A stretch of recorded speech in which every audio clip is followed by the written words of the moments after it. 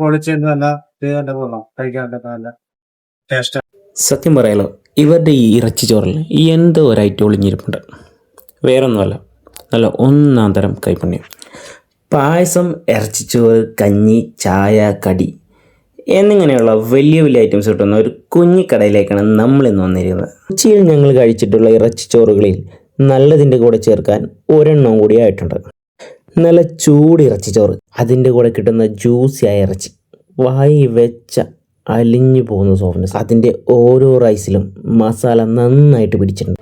ഒരു പിടി ചോറും ഒരു കഷ്ണം ഇറച്ചിയും കൂടെ ഇവരുടെ മെയിൻ ഐറ്റമായ പുളിങ്കറിയും കൂടി അങ്ങനെ മിക്സ് ചെയ്ത് കഴിച്ചാലുണ്ടല്ലോ രസാറെ. അങ്ങനെ ഒരു കോമ്പിനേഷൻ കിട്ടിയാൽ പിന്നെ പ്ലേറ്റ് കാലിയാന്ന് നമ്മൾ അറിയില്ല. ഇറച്ചി ചോറ് മാത്രമല്ല, ഇവിടെ വന്നവർക്ക് കഞ്ഞിയും കഴിക്കാം. അത്യാവശ്യം നല്ല ക്വാണ്ടിറ്റിയിലും ക്വാളിറ്റിയിലും തന്നെയാണ് ഇവർ കഞ്ഞിയും തയ്യാറാക്കുന്നത്. വെറും 40 രൂപ മാത്രമേ ഇവർ കഞ്ഞിക്ക് ഈടാക്കുന്നുള്ളൂ. ഞങ്ങൾ ഭക്ഷണം കഴിച്ചുകൊണ്ടിരിക്കുന്ന സമയത്ത് തന്നെ കടി ഉണ്ടാക്കുന്ന തയ്യാറെടുപ്പിലായിരുന്നു ഇവിടുത്തെ ആളുകൾ. വൈകിട്ട് 3 മണി മുതൽ ഇവിടെ ചായയുടെ പരിപാടി തുടങ്ങും.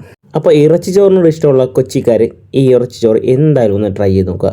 ഇഷ്ടപ്പെട്ട ഈ ചെറിയൊരു ടീമിനെ സപ്പോർട്ട് ചെയ്യുക. അപ്പോൾ ആരും ലൊക്കേഷൻ മറക്കരുത്, മട്ടാഞ്ചേരി കപ്പലിന് മുക്കിലുള്ള കല്യാണ പായസം. അപ്പോൾ മറ്റൊരു ഫുഡ് സ്പോട്ടുമായി വീണ്ടും വരുന്നവരെ ഓക്കെ, ബൈ.